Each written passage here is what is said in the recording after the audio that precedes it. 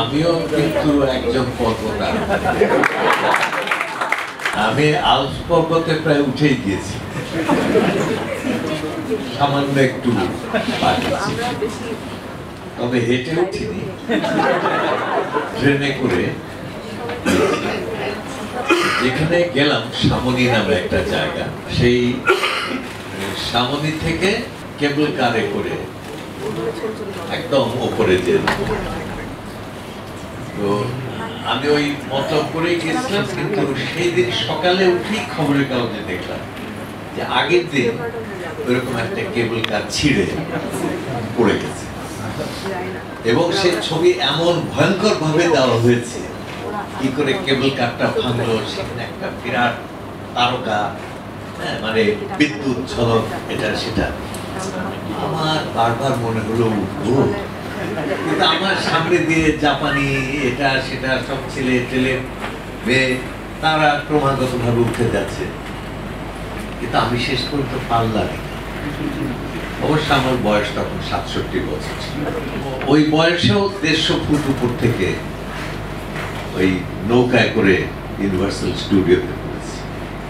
হ্যাঁ, এবং পড়ার সময় সবার ছবি তোলা হয়, এবং অদ্ভুত ভাবে দেখলাম আমার সঙ্গে সব ইয়াং ছেলে, প্রত্যেকে ভিতর আমি হাসছি। এই ছবিটা কিছুদিন আগে পর্যন্ত আমার কাছে ছিল, এখন আছে কিনা জানি না। এটা দেখানোর জন্য যে আমি সাহসী। আসলে আমার হাসিটা মুদ্রা দোষ।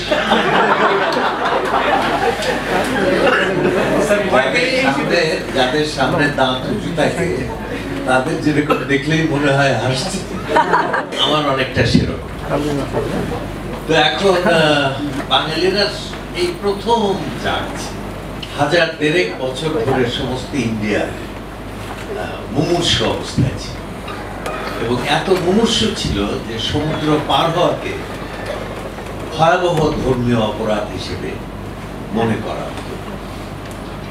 এবং আমাদের এখান থেকে কেউ কেউ যখন সমুদ্র পার হয়েছে, তখন তারা সম্পূর্ণভাবে ধর্ম থেকে বিচ্যুত হয়েছে, এটা ধরে নেওয়া হয়েছে।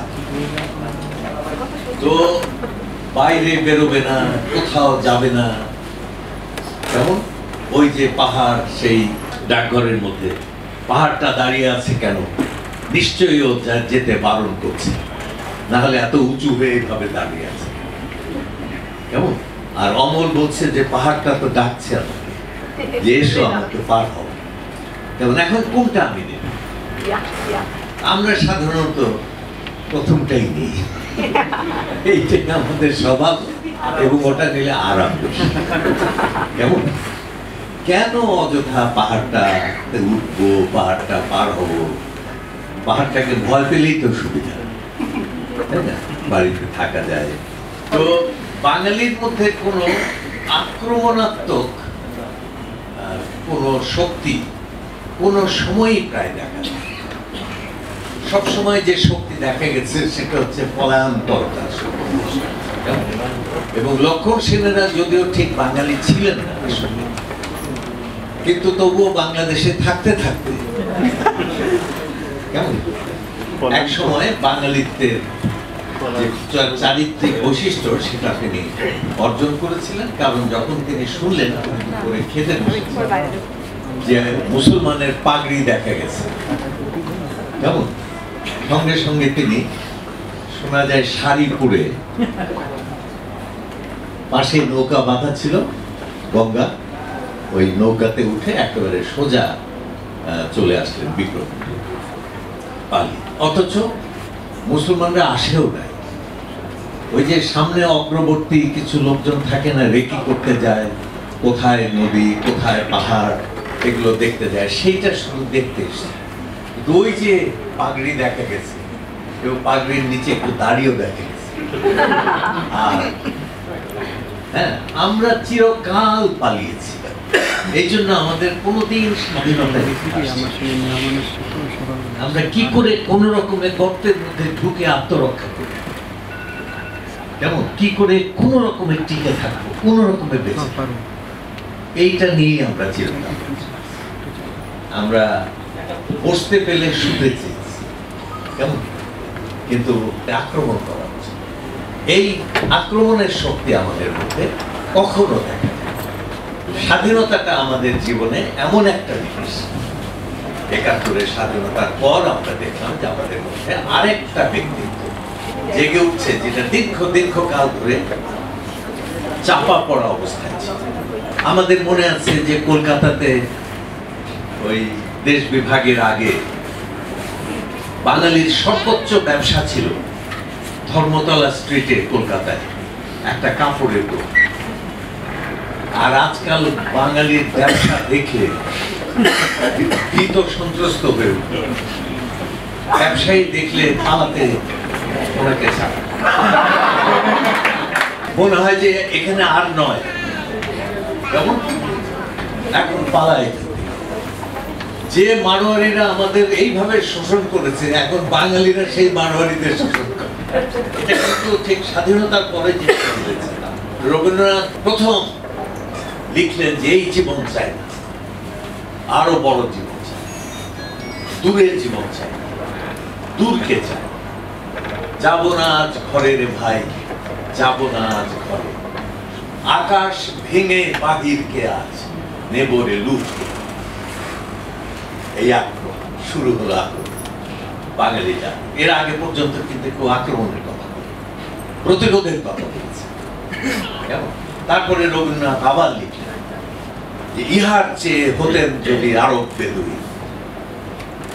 ইহার চেয়ে মানে কি আছে, এই বাঙালির জীবন, মৃত জীবনের চেয়ে, এই মৃত জীবনের চেয়ে যদি আরব বেদুইন হতাম। পায়ের তলে বিশাল মরু, দিগন্তে বিলীন, ছুটছে ঘোড়া, উঠছে বালি, বন্যী স্রোত আকাশে ঢালি, কি যাবে। এবং সারা জীবন রবীন্দ্রনাথের বীরের রক্তস্রোত, মাতার অশ্রুধারা, এর যত মূল্য সে কি ধরা, ধুলায় হবে হারা, স্বর্গ কি হবে না কেনা, বিশ্বের ভান্ডারী শুনিবে না এত ঋণ, রাত্রির তপস্যা সে কি আনিবে না দিন।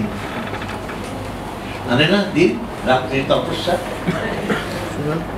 নিদারুণ মৃত্যু ঘাতে, দুঃখ রাতে, মানুষ চুর নিল যবে নিজ মর্ত সীমা, তখন দিবে না দেখা দেবতার অপার মহিমা।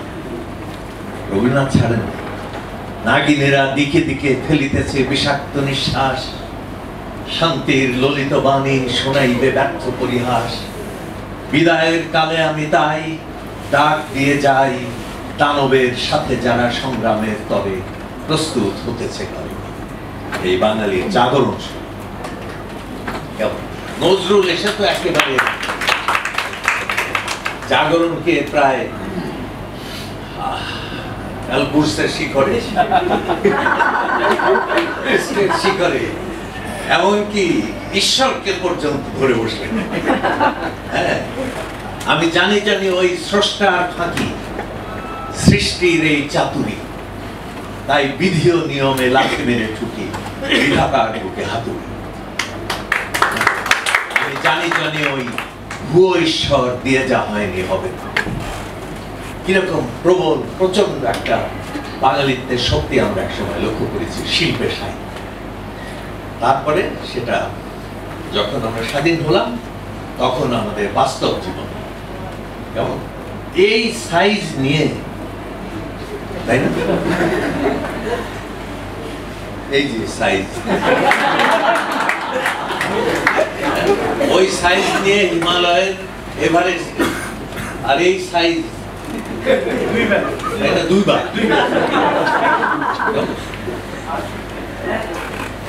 এগুলো শুরু হয়েছে আমাদের কোন সাইজ নিয়ে আমাদের ক্রিকেট খেলোয়াড়রা, তাই না? এক একজনের পাশে যখন দাঁড়ায় মনে হয় এই যে ডোয়ার্ফ দা জায়ান্ট কিলার, এরা হচ্ছে সে। বাংলাদেশ জাগতে শুরু করেছে, জাগরণের শব্দ আমরা শুনতে পাচ্ছি, আক্রমণের শব্দ আমরা শুনতে পাচ্ছি, বিজয়, হ্যাঁ, রব আমরা শুনতে পাচ্ছি। এটা আমাদের জন্য একটা অসাধারণ। এটা শুধু এই একটা ক্ষেত্রে হবে না, আমি বিশ্বাস করি আমাদের জীবনের প্রত্যেকটা ক্ষেত্রে এই ঘটনা ঘটবে। আমরা শুধু এভারেস্টিং এর উপরেই উঠবো, আমরা দুনিয়ার যত রকম এভারেস্ট আছে প্রত্যেকটা শৃঙ্গে আমরা উঠবো, কারণ সেই শক্তি, সেই যোগ্যতা সমস্ত কিছু আমাদের আছে, সেই স্বপ্নও আমাদের আছে। সেদিন নিশীথ বেলা দুস্তর পারাবারে যে যাত্রী একেলা ভাসালো ভেলা, প্রভাতে সে আর ফিরল না কুলে, সেই দুরন্ত লাগি আখি মুছিয়া রচি গান আজিও নিশীথ। তো সেই খেলা আমাদের ভাষাতে, আমরা ইতিমধ্যেই ভাষাতে শুরু করেছি এবং এই শুরুই শেষ নয়, শুরু সূচনা মাত্র। এই বহুদূর বহু পথ থাকবে এবং আমি বিশ্বাস করি একদিন বাঙালি পৃথিবীর শ্রেষ্ঠ একটা জাতি হবে।